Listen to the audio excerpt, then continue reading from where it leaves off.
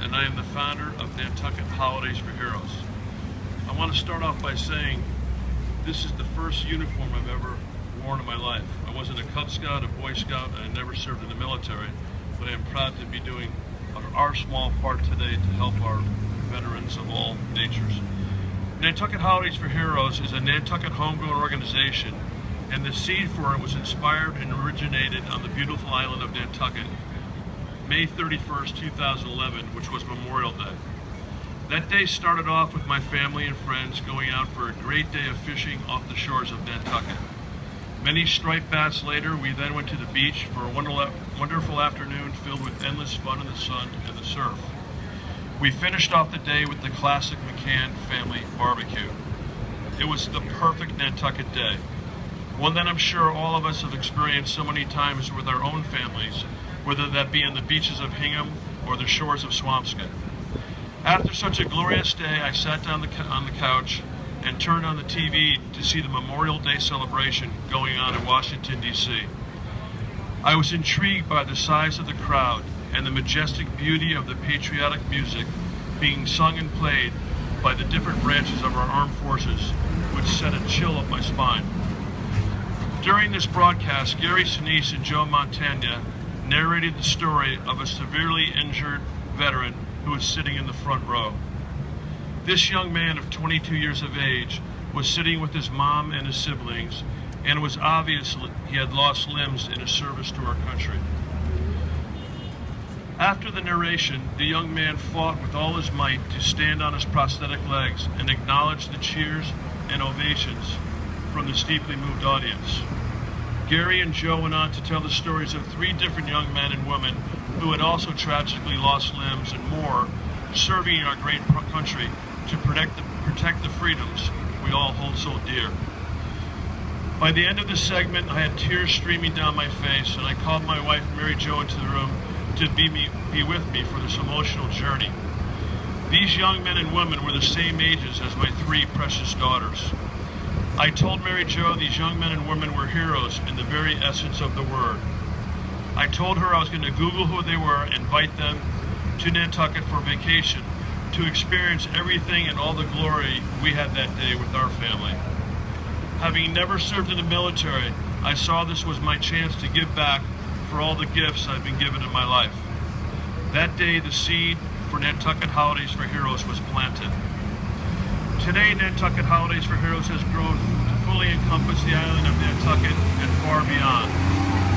The original mission of Holidays for Heroes was to offer our wounded heroes and their families some time to relax and enjoy the same quintessential Nantucket, Duxbury, or Marblehead memory-making experiences we have all been so fortunate enough to enjoy. Our organization was all about families and creating memories amongst our wounded heroes and their families.